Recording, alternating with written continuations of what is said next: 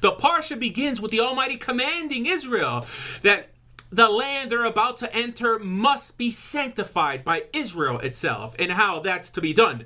Which brings up an interesting point.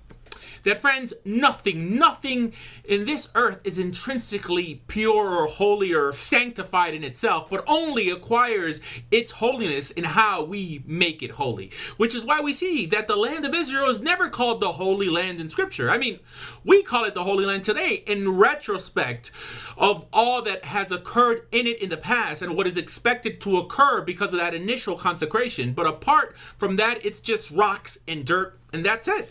In other words, the Torah here is telling us that there are no mystical speedways in life that we can tap into to acquire favorable results. And that after we enter the promised land, the land that he promised to our forefathers, we are on our own to do the best and be the most productive we can be with what we received in the desert. And that also includes even sanctifying the land as ourselves, just how we sanctified ourselves through his commandments.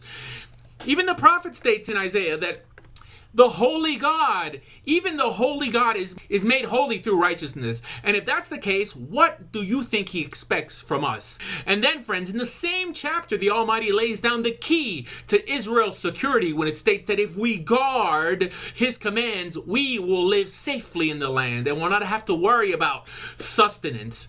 And you notice that he didn't say F-16s or UN declarations or the ADL or the JDL or the IDF or the silly statements that many make today that we need to support the secular state of Israel so that it can keep Jews safe. Friends, does anyone study Torah anymore? And then the Almighty himself says something that may rub Jews nowadays the wrong way. He states that the land is his and that even the Israelites are just strangers and tenants in his land. So what's this telling us? Because, friends, I'm sure you've seen the bumper stickers that the land of Israel belongs to the Jews. So, what do we do with this pasuk? Because it's no secret that the majority of Israel is not religious. So, in other words, he's explicitly saying that the land of Israel belongs to himself and that Jews are only allowed to live in it if they keep the Torah within it. As it said in Parshas Kedoshim, that if we don't keep the Torah within the land will vomit us out. And, friends, it's no secret that currently in the state of Israel, today only around 7% of the country is keeping commandments.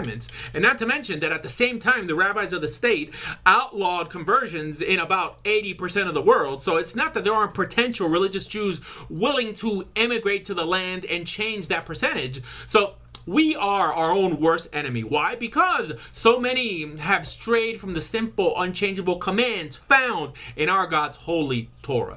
So friends, today, together, we can decide to return to the proper understanding of Torah and reactivate the words of blessings contained in this week's Parsha.